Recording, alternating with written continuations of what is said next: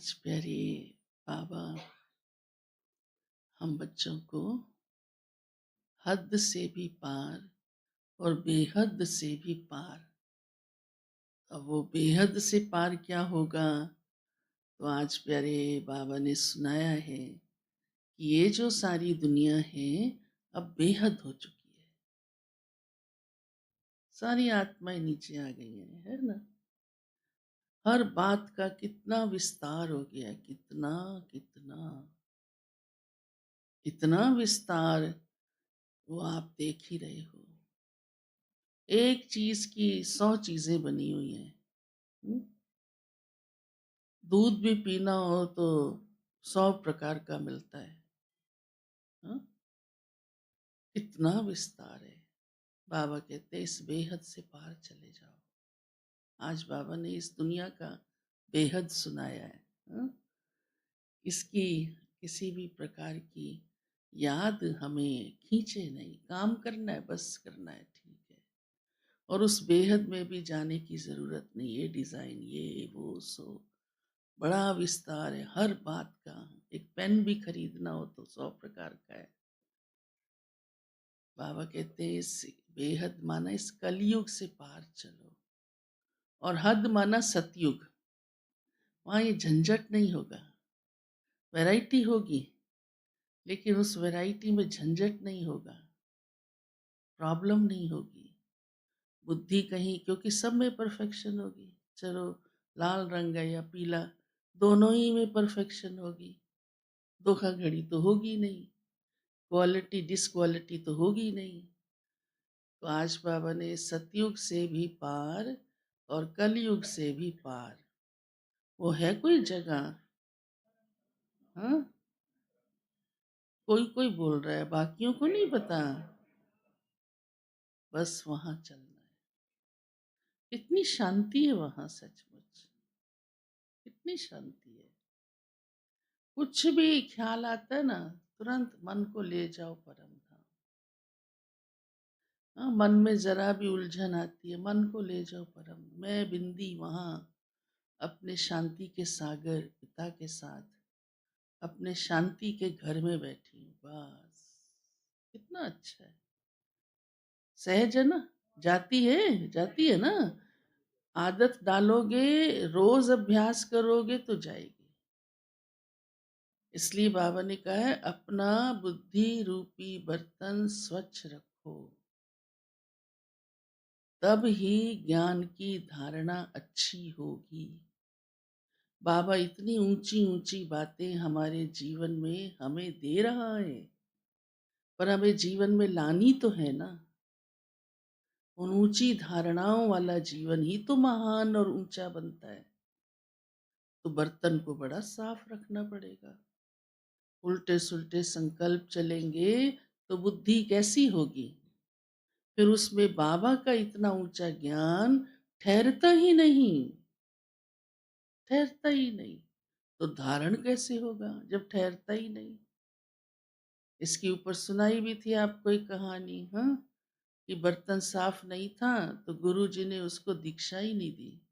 दीक्षा कहते हैं ना, शिक्षा कहो दीक्षा कहो, दी नहीं, चुप रहा, चुप बैठा रहा।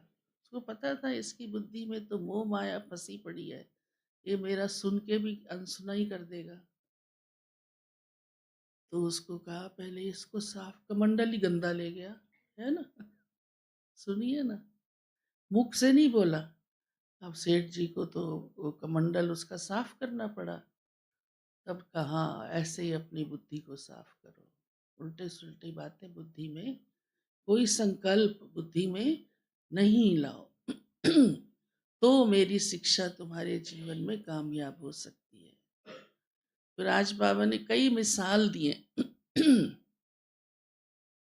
कहा है कि छुई मुई मत बनो। तो कईयों की नेचर ऐसी होती है, जरा सी कोई बात आई नहीं, फीलिंग नाराज, फीलिंग। बाबा नाराजगी को कहता है, एक अच्छी फीलिंग होती है, उसको तो अनुभव कहता है बाबा, हाँ, एक्सपीरियंस कहता है। फीलिंग, मुझे ऐसे बोल दिया, बस खुशी गायब। नहीं भी बोला तो इच्छा पूरी नहीं हुई तो फीलिंग आ गई। फीलिंग तो किसी भी बात से आ सकती है ना, किसी ने ढंग से बात नहीं की, फीलिंग आ गई। एक से कर ली, दूसरे से नहीं की, फीलिंग आ गई। फीलिंग की तो लंबी बातें हैं बहुत सारी। तो जैसे वो पौधा, उसका नाम इसीलिए टच मी नॉट है, मुझे छुआ तो मैं ऐसे चला जाऊंगा, मुरझा जाऊंगा, तो मुझे छेड़ो मत। इसलिए कई आत्माओं को छेड़ना भी मुसीबत होती है। छेड़ना माना बात करना, छेड़ेंगे और क्या, है ना। अच्छी बात देना भी मुसीबत होती है। पता नहीं कब ये डाउन, ये एकदम इसका मन बुद्धि हाँ नीचे ही आ जाए, खुशी का फुहारा निकल ही जाए, गुब्बारा पिचक ही जाए एकदम भरा हुआ, कुछ भरोसा नहीं। और भी बाबा ने एक मिसाल दी है, मुलहरा मुख में डालो। ये ऐसी कहानियां कई शास्त्रों में भी आती हैं, वो भी सुनी हुई है आप सबने। हाँ, कि उसको कहा मुलहरा रहे तो मुंह बंद रहेगा तो झगड़ा होगा ही नहीं। दोनों तरफ से ताली बजती है ना, एक बंद हो जाए चुप कर ले तो दूसरा कब तक बकता रहेगा, बक बक के आखिर अपना ही माथा फोड़ेगा, क्या करेगा। आप चुप रहो, ठीक है। और भी एक मिसाल दिया हाथ मताई का। हाथ मताई की कहानी सुनी हुई है ना। वो वो मारता था तो जो बोलता था वो हो जाता था।